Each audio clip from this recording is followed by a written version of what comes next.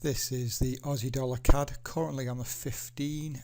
This is a triangle that I've entered. I am late to this, only just woken up to be honest.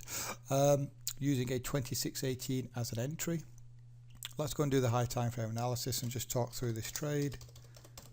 Very nice looking trade indeed. So you can see for the last few days we have certainly been making our way lower.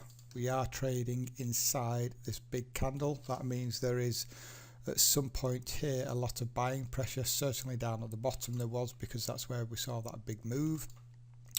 But it could be anywhere within this zone. So, but right now anyway we're working our way down and we are within inside that wick. Now if we zoom in, this is what we need to be paying attention to. A nice directional move, 3 tests, and look at the highs. We have our high, lower high, lower high, giving us a triangle. Now I had this marked out yesterday, this area, for a short, and I was looking for a double top or head and shoulders. You can't see it here, but this is the 60. So here on the 60 you can see we've had a touch, touch, touch. This is a double bottom down here. I actually called this double bottom as well. Said if anybody wanted to buy it up to this level. I didn't get involved, but that came off as well. Touch, touch, touch. And if we go down to the 15 we can actually see the double top and the 2618. So there is one test. There is a second test. There's the break below. Here's the pullback for the 2618 trade, and we're now looking at the market continuing lower.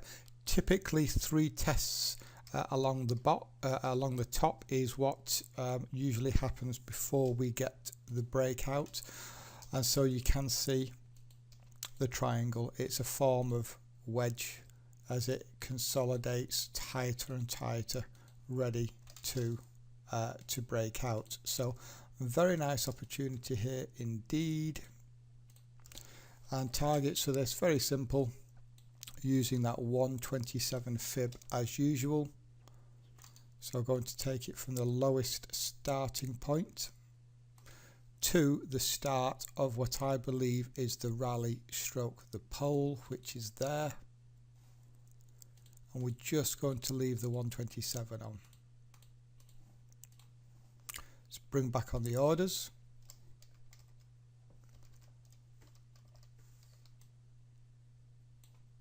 And just fatten this up a little. So what I've done here above this double top is a safe place to put your stop. I've actually got a full ATR behind it just in case this comes up for, well actually technically it's done it. It's already technically come up for another bigger double top, so I've got a full ATR behind it. Usually I just go 5 pips, but I've gone 7 just to give it a bit of breathing room, because look at the risk to reward we've got here. It's very nice, and I don't want to be stopped out just because I was a bit tight with a couple of pips.